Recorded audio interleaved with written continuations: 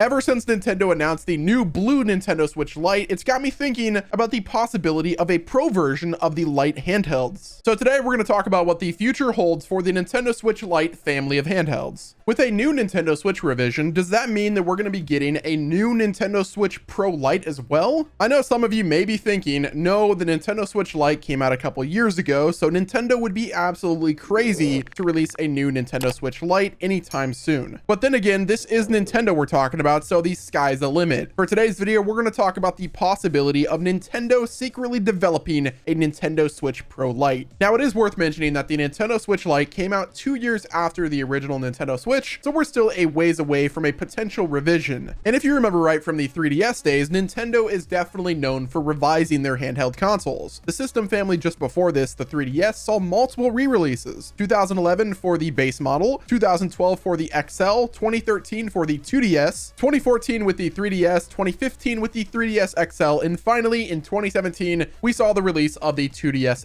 XL. That is 6 console version releases of the same hardware in almost as many years since it released. So I definitely wouldn't put multiple system releases past Nintendo at this point. All of their handhelds have had several revision releases historically. So realistically, the possibility of a new Switch Pro Lite isn't that crazy. Now, if a Switch Pro Lite, so to say, were to come into existence, I don't think it would be released at the same time as the upcoming rumored Nintendo Switch Pro. It would most likely be saved for a year or probably 2 years later as an economy-based model. And if you guys remember from a story that I covered previously, the current Nintendo Switch SoC, or system on a chip from Nvidia, is allegedly halting production. The Switch and the Switch Lite are still selling incredibly well. If these chips cease production, Nintendo will need to come up with a way to keep up with the demand. And this has of course led to the popular speculation of the Nintendo Switch Pro, but it would have to mean something similar for the Switch Lite as well. And with the use of new hardware would mean new specs as well. Currently, this Switch Lite is locked at 720 FPS and typically runs at 30 FPS. This theoretical new Switch Lite Pro could possibly run at 1080p with 60 FPS. I don't think 4K would be really in the cards for it. Personally, I believe that 4K will be exclusive to the docked version. While there are tablets currently capable of running 4K as it stands, they aren't really economically friendly, and Nintendo usually keeps their systems affordable to help with sales, specifically in the handheld category. And with how graphically demanding games have been getting in the later years, the Switch needs to adapt to keep its third-party support.